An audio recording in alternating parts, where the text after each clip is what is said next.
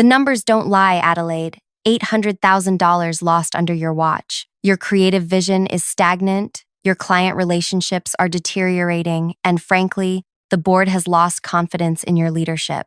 Parker's voice carried across the conference room with practiced authority. The 7 board members shifted uncomfortably in their seats, avoiding my eyes. I gripped the armrests of my chair, knuckles whitening as I processed his audacity. Lost under my watch? My voice emerged quieter than intended. Parker, we both know exactly where that money went. His wife, Tessa, sat beside him, her expression a masterclass in controlled innocence. The emerald necklace at her throat, purchased last month, I'd bet my life on it, caught the light as she tilted her head with concern. Adelaide, please. Parker slid a single sheet of paper across the polished tabletop. This is difficult for everyone. Your resignation, effective immediately, allows you to depart with dignity. The alternative involves a formal investigation into financial mismanagement. Financial mismanagement? I repeated, disbelief making my voice rise. You transferred $800,000 of company money into your wife's stationery startup without board approval. I have the transaction records. Tessa's perfect composure cracked. My business is a legitimate diversification strategy. You're just jealous because your tired ideas aren't cutting it anymore. Parker placed his hand over hers. The board has reviewed the situation and supports the investment. Your performance metrics, however, have been concerning for months. I glanced around the table at people I'd considered allies, even friends. One by one, they looked away. I built this company from nothing, I said. 10 years of my life, my ideas, my relationships, my reputation. And now you want me to walk away because you stole company funds? Nobody's stealing anything, Tessa interjected, standing up. Parker had full authority to make investment decisions. Co-authority, I corrected. Nothing leaves our accounts without dual approval. Which you gave, Parker said smoothly. Don't you remember our discussion last quarter? We have witnesses. The resignation letter sat untouched between us. I saw my future disappearing. A decade of work erased with a signature. I'm not signing, I said, pushing back from the table. And I'm not resigning. This is my company too. Tessa's perfectly manicured hand closed around her coffee cup.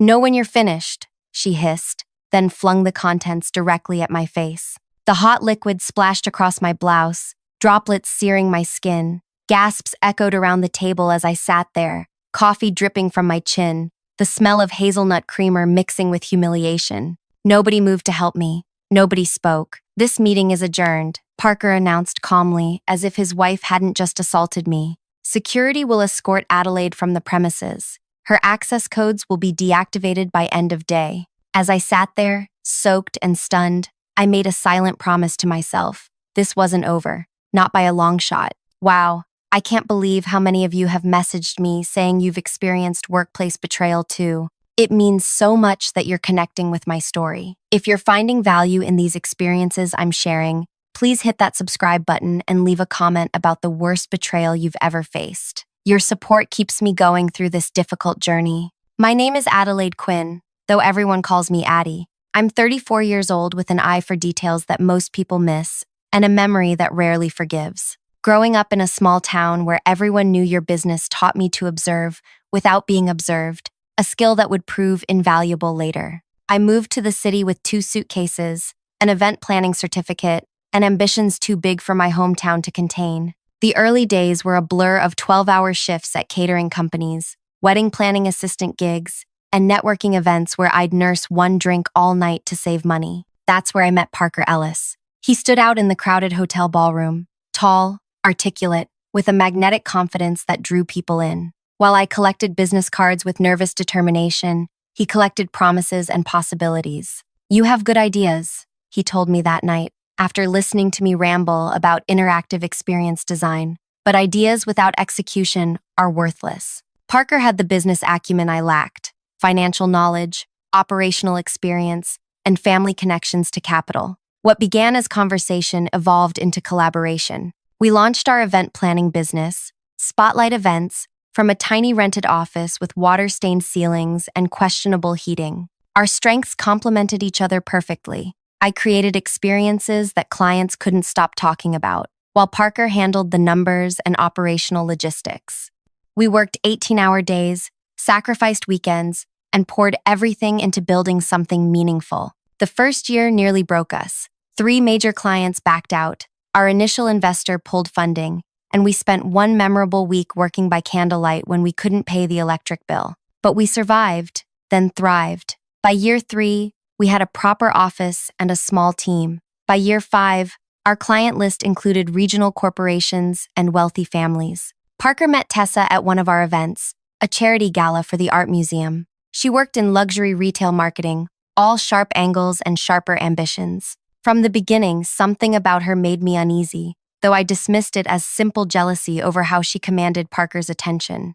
She understands the world we're trying to break into, Parker explained after introducing us. Old money, exclusive circles. She can open doors for us. And she did. Tessa's connections brought us clients we'd never have accessed otherwise. When she and Parker married 2 years later, our business benefited from their union. I was even a bridesmaid at their wedding, though I suspected the invitation came from Parker rather than Tessa. The warning signs appeared gradually. Small expenses Parker approved without consultation. Client meetings I wasn't invited to. Decisions made during conversations I wasn't part of. But our company continued growing, so I buried my concerns beneath gratitude for our success. Until tax season last month, when our accountant called with questions about 8 separate transfers of exactly $100,000 each. I don't recognize these transactions, I told her, reviewing the statements. They weren't in the quarterly reports Parker prepared. Codes, they're marked as strategic investment, she explained, but there's no supporting documentation. I spent that evening tracing the money. Each transfer went to the same account number, one not associated with any of our regular vendors or partners. When I searched the routing information, it led to a recently established LLC, Pressed Elegance, a luxury stationery and paper goods company. The registered owner, Tessa Ellis. My hands trembled as I compiled the evidence. $800,000, nearly our entire operating reserve, transferred without my knowledge or approval. Our business account showed Parker's authorization code on each transaction, but not mine, despite our operating agreement requiring dual authentication for amounts over $10,000. I called an emergency meeting with Parker the next morning. He arrived late, immaculately dressed as always, carrying the premium coffee he'd recently developed a taste for. $800,000, Parker? I placed the transaction records on his desk. To your wife's business? Without telling me? His expression didn't change. The company needed diversification. Pressed Elegance is a strategic investment. Strategic for whom? You didn't consult me. You didn't get board approval. This violates our operating agreement. He leaned back, studying me with new coolness. Your concepts have grown repetitive, Adelaide. Clients are noticing. This investment protects our future. By draining our accounts? By breaking our partnership agreement? The board will support my decision when they see the projections. He gathered the papers I'd brought, tapping them into a neat stack. Perhaps this is a good time to discuss your role moving forward. That conversation led directly to today's ambush, the board meeting where Parker and Tessa tried forcing my resignation, culminating in coffee thrown in my face and my humiliating escort from the building I helped create. I sat in my car in the parking garage, still damp with coffee, security's pitying glances burning in my memory. My phone buzzed with a text from Parker. Be reasonable. Take the severance and move on. Reasonable? After everything we'd built together? After his betrayal? I started the engine, hands steadier than they had any right to be. If Parker thought I'd disappear quietly, he didn't know me at all. Before the day ended, I made 3 calls. To my bank, to freeze any pending transactions, to a locksmith, to change my home locks in case Parker still had the emergency key, and to Gerald Michaels, the best business litigation attorney in the city. They've made a critical mistake, Gerald said after hearing my story. Documented embezzlement leaves a trail that's difficult to erase. But we need to move quickly. What I didn't realize then was how deep Parker's preparation went. When I arrived home, my laptop was missing, taken during the security escort from my office. My backup files showed signs of access, and my email was already locked out, administrator privileges revoked. The message was clear. Parker had been planning this for months, carefully removing my access to evidence while establishing an alternative narrative. He hadn't just betrayed me, he'd systematically worked to erase me. That night, as rain tapped against my bedroom window, I lay awake calculating losses. My company, my reputation, my financial security. all taken by someone I had trusted completely. My phone chimed with an email notification. From an address I didn't recognize came a single line. Check the society page announcement tomorrow. Sorry. It was from Britt, our receptionist, the one person at the office who had always been more loyal to me than to Parker. Morning brought the answer when I opened the digital business journal. There, smiling from the screen, were Parker and Tessa announcing the exciting evolution of Spotlight events into a joint venture with Pressed Elegance, creating an integrated luxury experience company. The announcement praised Parker's visionary leadership and Tessa's creative direction. Not a single mention of me. 10 years of my life, erased in a press release. My phone rang. Adelaide, we have a problem. The company bank accounts have been emptied. I gripped the phone so tightly my knuckles ached. What do you mean emptied? Transferred to new accounts yesterday afternoon, right after your board meeting, Gerald explained. They moved quickly, too quickly to be spontaneous. Can we get it back? We can try, but they'll claim it was a legitimate business decision. The board minutes will probably show approval. Minutes taken at a meeting where I was humiliated and removed. The calculated precision of Parker's betrayal made my stomach turn. This wasn't opportunistic. It was methodical. What do we do? I asked, pacing my living room. Document everything. Forward me any emails, contracts, evidence of the original transfers to Tessa's company, and prepare for things to get worse before they get better. Gerald's warning proved prophetic. By noon, my phone buzzed constantly with messages from confused clients. Parker had apparently spent the morning calling our entire client list, informing them of my unfortunate departure due to personal and professional issues. He'd hinted at financial improprieties. On my part, clients I'd built relationships with for years now questioned my integrity. Venue managers stopped returning my calls. Vendors suddenly became unavailable. Parker wasn't just pushing me out, he was salting the earth behind me. 3 days later, I received a cease and desist letter claiming I was contacting Spotlight clients in violation of company policy. The letter referenced confidentiality clauses I'd supposedly signed, clauses that had been added to our employee handbook after I'd been locked out of the system. They're trying to isolate you, Gerald said when I forwarded him the letter. Make you toxic in the industry so no one will listen when you tell your story. That afternoon, I drove to our bank, requesting documentation of the dual authorization requirement for large transfers. The bank manager's expression told me everything before she spoke. I'm sorry, Ms. Quinn, but the account authorization protocols were changed last month.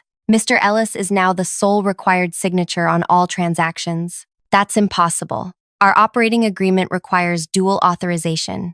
The paperwork was submitted with both signatures, she said, turning her monitor to show me the form. There was my signature, a reasonable facsimile, but definitely not mine. That's forgery, I said, my voice rising. I never signed this. The manager's sympathetic expression hardened slightly. Miss Quinn, these are serious allegations. Perhaps you should discuss this with Mr. Ellis directly. I still intue. I'd like copies of all transactions for the past 6 months, I insisted. And I want it noted that I'm disputing this authorization change. She printed the records reluctantly, but the damage was done. Parker had been systematically removing my authority for months, all while maintaining our friendly partnership facade. Back in my apartment, I spread the bank statements across my kitchen table. The 8 transfers to Tessa's company were just the beginning. Dozens of smaller transactions showed money flowing to consultants I'd never heard of, services we'd never used, and vendors with vague descriptions.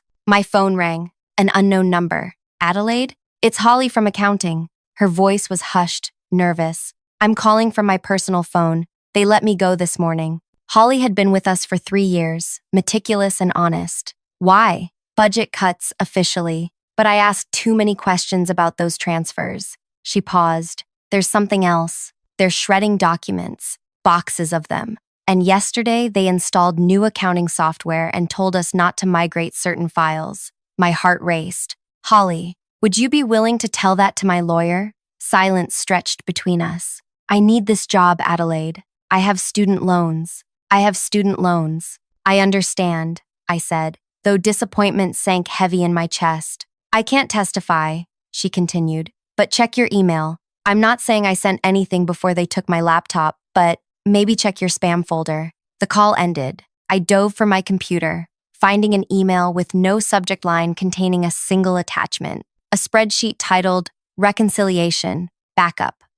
Holly had sent me the original transaction records, complete with notes indicating which transfers Parker had specifically instructed her not to discuss with me. It was evidence, but not enough. Not yet. The next week passed in a blur of legal consultations and sleepless nights. My savings dwindled as I paid Gerald's retainer. Former colleagues stopped answering my texts. Industry contacts became suddenly busy whenever I called. Then came the most personal blow. My assistant, Mia, who'd worked alongside me for 5 years, texted asking to meet for coffee. Hope flickered. Perhaps she had information, or at least solidarity to offer. We met at a cafe far from the office. Mia looked tired. Her usual vibrant energy dimmed. "They're saying terrible things about you," she said, stirring her coffee endlessly. "Parker claims you approved those transfers verbally, that you knew about everything." "That's a lie," I said. "You know me, Mia. Would I ever authorize that kind of money without documentation?" She wouldn't meet my eyes. "That's the thing. I told them I remembered you discussing it with Parker, that you approved it. The betrayal felt like physical pain. Why would you say that?" "They were going to fire me," she whispered. "I have my mom's medical bills, Adelaide. I can't be unemployed right now. They made it clear, either back up Parker's version or pack my desk." I sat back, truly seeing the scope of Parker's strategy. He'd identified everyone's vulnerabilities and exploited them masterfully. Those he couldn't threaten, he'd charm. Those who couldn't be charmed would be removed. "I understand," I said finally, though the words tasted bitter. "You did what you had to do." "I'm sorry," Mia said, finally looking up. "For what it's worth, Tessa is pushing hardest. Parker sometimes seems uncomfortable, like he's in too deep. A crack in their united front? Perhaps, but too small to matter now." Our annual charity gala, the highlight of our events calendar, was scheduled for the following week. Though I'd been removed from the company, I'd spent months planning this event before my ousting. My curiosity overcame my pride, and I convinced an old industry contact to bring me as her +1. Walking into the venue I'd selected months ago was surreal. My design concept remained intact: interactive art installations, living garden walls, custom lighting I'd spent weeks perfecting. But something new dominated the space: elaborate paper flower arrangements and custom stationery displays at every table. Pressed elegance branding appeared on everything from the programs to the gift bags. Tessa held court near the main display, dressed in a gown that probably cost more than my monthly rent. When she spotted me across the room, her smile faltered momentarily before recovering with renewed brilliance. I made my way through the crowd, nodding to clients who looked surprised, and sometimes uncomfortable, to see me. Near the bar, I overheard 2 vendors discussing payment terms. "Spotlight's always been reliable before," one said, "but they're asking for extended terms suddenly. 60 days instead of 30. "Same here," the other replied. "And did you notice they cut the serving staff by half, charging premium prices while cutting corners? They were draining the company, taking what they could while the reputation still held." A hand touched my elbow. Parker, impeccable in his tuxedo, whiskey in hand. "Adelaide, surprised to see you here." "I designed this event," I replied evenly, "though I see you've made some additions." Tessa's touch. The clients love it. His confidence seemed forced, his eyes darting around the room rather than meeting mine. "How's the legal situation working out for you?" I asked. A flicker of uncertainty crossed his face. "There is no legal situation. The board stands behind every decision." "Your board, you mean, since you removed me?" He leaned closer. "Be smart, Adelaide. Walk away. Take the settlement offer we sent. Start fresh somewhere else." The settlement offer, a pittance compared to what the company was worth, with a non-disclosure agreement attached that would prevent me from ever telling my story. "I built this company too, Parker, and now you're done." His voice hardened. "Accept it." As he walked away, I noticed something I hadn't before: the slight stiffness in his shoulders, the tension around his eyes. Parker was worried. Good. My financial situation deteriorated rapidly in the following weeks. Legal fees mounted. My apartment building was sold to developers, forcing me to relocate. Banking warnings about overdraft fees arrived with increasing frequency.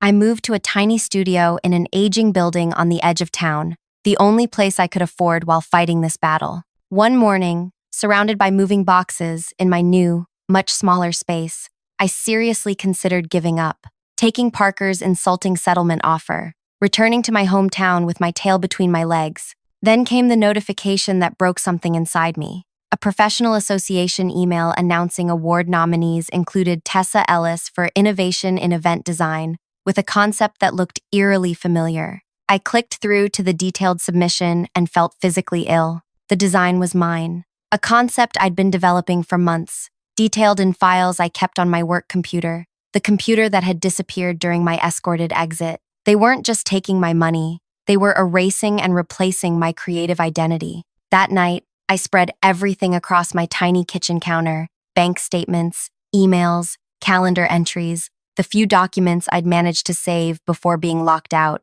Separately, they were concerning but inconclusive. Together, they told a story of calculated betrayal, but it wasn't enough. Not against Parker's resources and connections, not against a board that had already chosen sides. I needed more, and to get it, I needed to change my approach entirely. The next morning, I created a new email address and registered for a local business networking event under my middle name. If I couldn't fight Parker directly, I would work around him, building a new network while searching for information. The networking breakfast was held at a downtown hotel. I dressed simply, wore minimal makeup, and pulled my hair back, transforming from the polished event planner Parker knew into someone forgettable, someone who could listen without being noticed. I introduced myself as a freelance coordinator new to the area. People love talking to newcomers, sharing insider knowledge and industry gossip.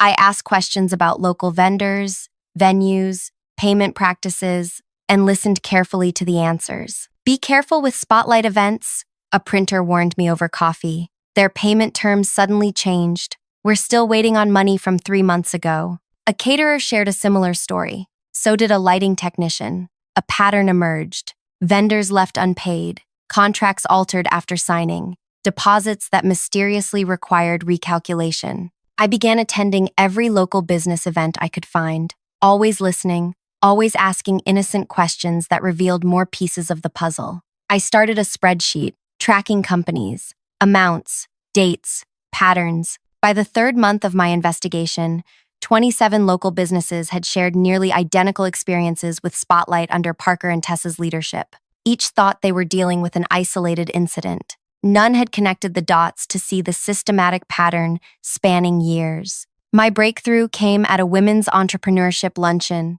The keynote speaker, Dr. Natalie Chen, discussed ethical business practices and the psychology of workplace betrayal. Something in her presentation resonated so deeply that I approached her afterward. "Your research on financial misconduct patterns is fascinating," I said. "I'd love to learn more." Dr. Chen smiled. "Are you one of my students? You look familiar." "No, but I'm very interested in business ethics," I replied carefully, "especially in small to medium enterprises." We exchanged contact information, and the following week I met her for coffee. Without revealing my personal situation, I described patterns I'd observed in local business practices. "This isn't theoretical research, is it?" she asked after listening intently. "You're building a case." I hesitated, then nodded. "I have a former student you should meet," she said, "Whitney Summers. She's an investigative journalist focusing on financial misconduct and white-collar crime. If these patterns are as widespread as you suggest,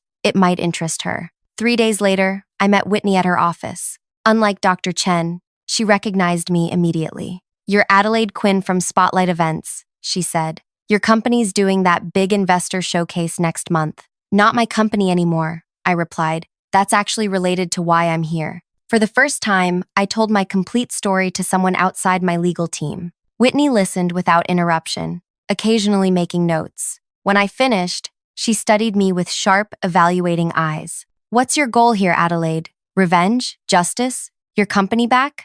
I considered her question carefully. "Truth. I want people to know what really happened, and I want to stop them from doing this to anyone else." Whitney leaned back. "I've been investigating several financial misconduct cases in the events and hospitality industry. Your situation fits a pattern I'm seeing. If you're willing to go on the record with what you know, combined with what I've uncovered about other businesses." "I can't," I admitted. "Not yet. The legal situation." "Understood.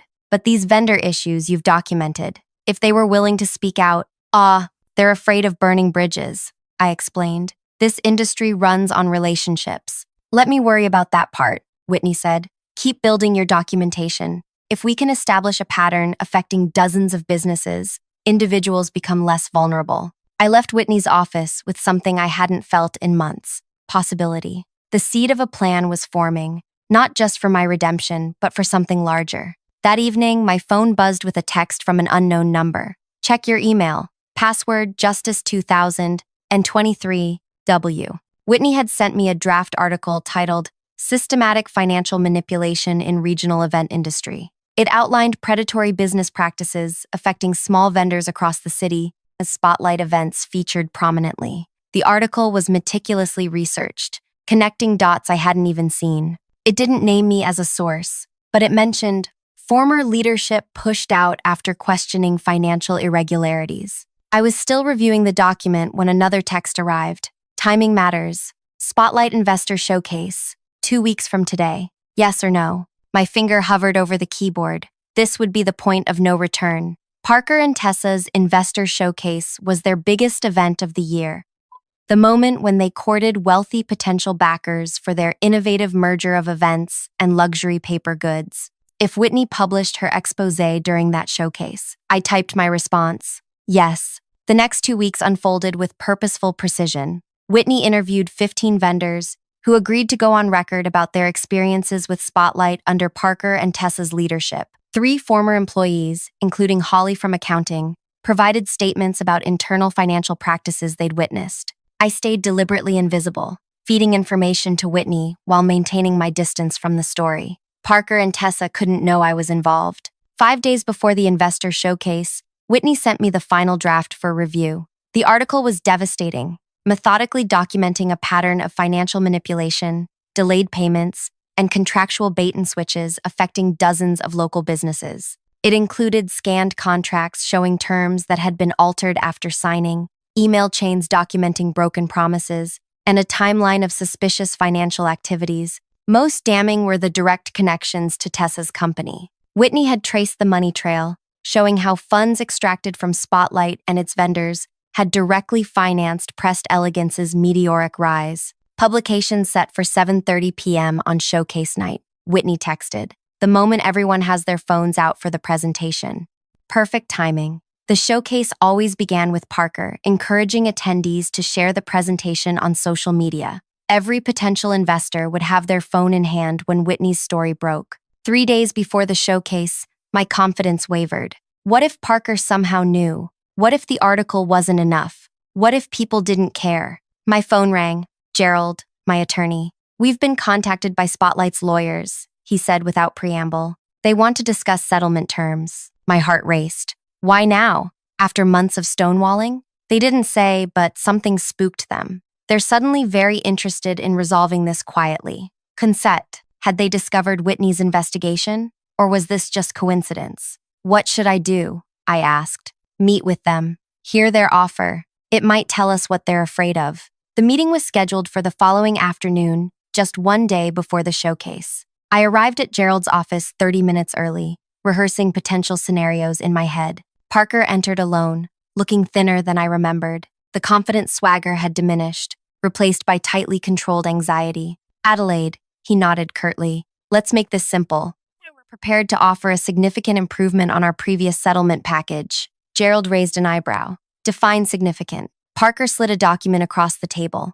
The number made my breath catch, nearly 3 times their previous offer. In exchange, Parker continued, Adelaide signs an expanded non-disclosure agreement. No discussion of company finances, business practices, or the circumstances of her departure. Ever. With anyone. There it was. They knew something was coming. They wanted to silence me before it hit. May we have the room? I asked Gerald. After a moment's hesitation, both attorneys stepped outside, leaving Parker and me alone. What are you afraid of, Parker? I asked softly. I'm trying to be generous here, he replied, but his eyes wouldn't meet mine. This isn't generosity, it's panic. What happened? Did someone talk? A muscle twitched in his jaw. Businesses have disagreements. Partners grow apart. I'm offering you a clean break with substantial compensation. After months of calling me incompetent, after destroying my professional reputation, after stealing my designs, I leaned forward. What changed? For a moment,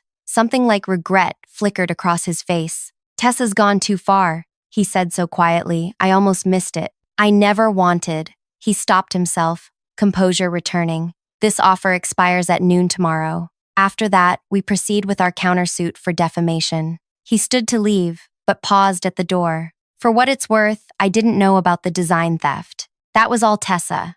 The door closed behind him, leaving me alone with the settlement offer and a new realization. Cracks were forming in Parker and Tessa's united front. I called Whitney immediately. They're offering a settlement with an expanded NDA. They know something's coming. Does it change our plan? She asked. I thought about Parker's face, the subtle admission of wrongdoing, the attempt to distance himself from Tessa's actions. Too little, too late. No, we proceed. The morning of the showcase arrived with an unexpected complication. My phone buzzed with urgent messages from 3 of Whitney's sources, all suddenly retracting their statements. They'd been contacted by Spotlight's attorneys with cease and desist letters threatening litigation if they spread defamatory claims. I called Whitney in a panic. They're picking off our sources. Can you still publish? We have enough documentation to proceed, she assured me. The vendors who backed out are the smaller ones, most vulnerable to legal intimidation. Our core evidence remains solid.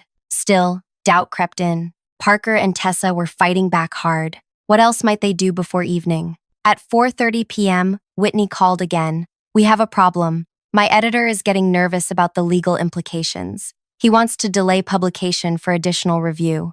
My stomach dropped. How long? A week, maybe more. I'm pushing back, but the showcase is tonight, I reminded her. If we miss this window, I know, I'm doing everything I can. At 6:15 p.m., Whitney texted, still fighting for tonight, not looking good.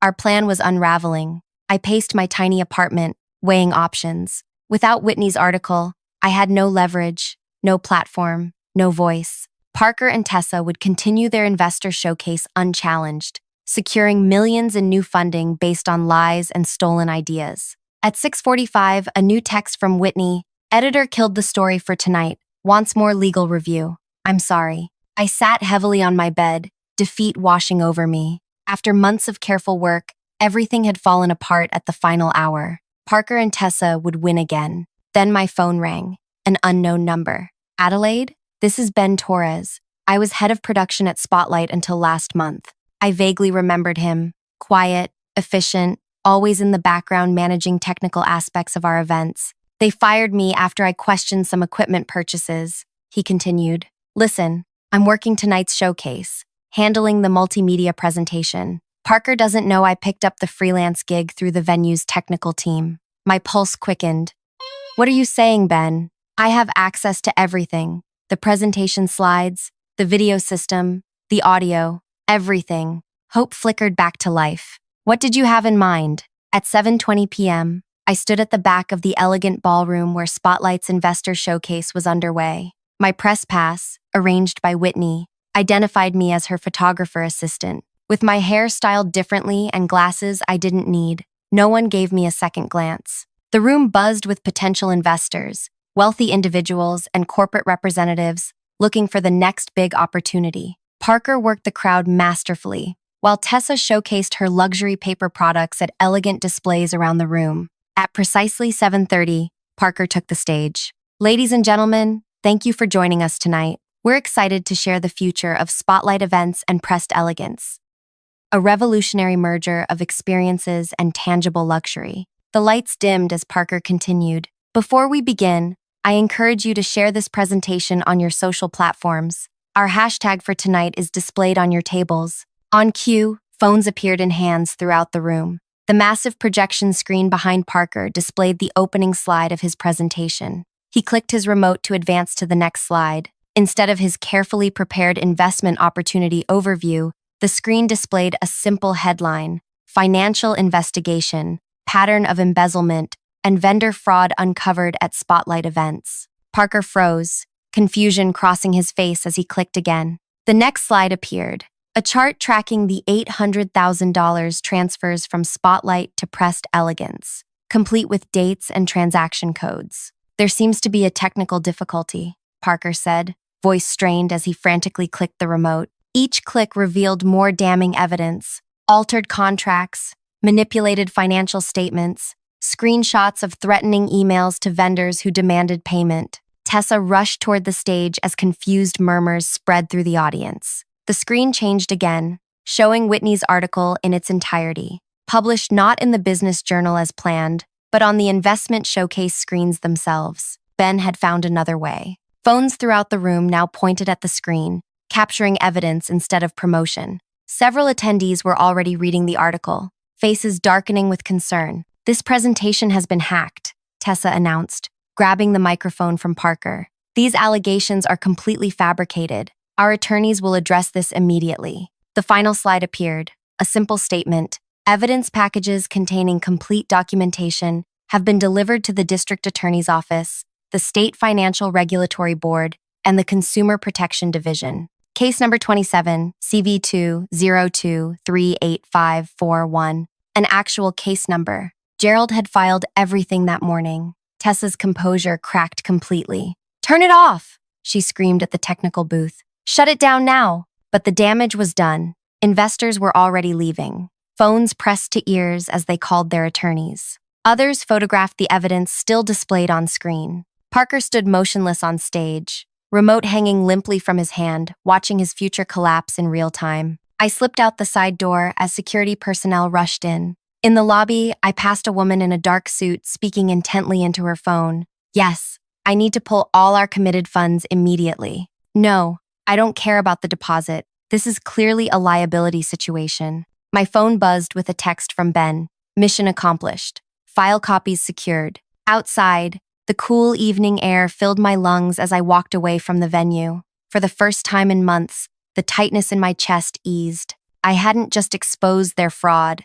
I'd done it in front of the very people whose money and connections they desperately needed. 3 days later, the district attorney's office announced a formal investigation into financial improprieties at Spotlight Events. During the execution of a search warrant, Tessa was caught attempting to delete files from her computer, adding obstruction of justice to the growing list of charges. Parker, facing the collapse of everything, made a desperate move. He contacted Gerald, offering full cooperation with authorities in exchange for consideration during sentencing. His signed statement detailed how Tessa had orchestrated most of the financial manipulation, though he admitted full awareness and participation. The legal consequences proved less satisfying than I'd hoped. Financial crimes rarely receive appropriate punishment in our system. Parker and Tessa both accepted plea deals involving restitution, probation, and community service rather than jail time. But the professional and personal consequences were profound.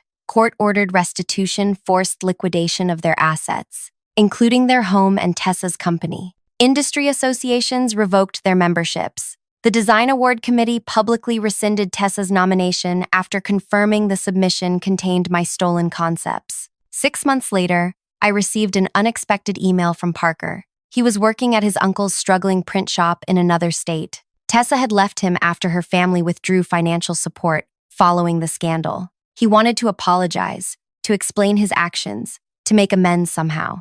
I never replied. Some betrayals can't be forgiven, only survived. Today, I operate a smaller but ethically grounded event planning company. My client list is rebuilding slowly but steadily, many returning after learning the truth about what happened at Spotlight. I've instituted transparent financial practices and fair vendor payment terms as core principles of the business. The true victory wasn't watching Parker and Tessa's downfall. It was bringing together a community of small business owners who had been similarly victimized, helping them reclaim their narratives and receive justified compensation. Together, we transformed isolated grievances into collective justice. Sometimes winning isn't about survival alone. It's about rewriting the ending on your own terms. If my story resonated with you today, please hit that subscribe button and share it with someone who might be facing their own professional betrayal. I've learned that speaking truth, even when your voice shakes, can be the most powerful form of reclaiming your story. Leave a comment if you've ever had to stand up against someone who tried to erase you. Your experiences might help someone else find their courage.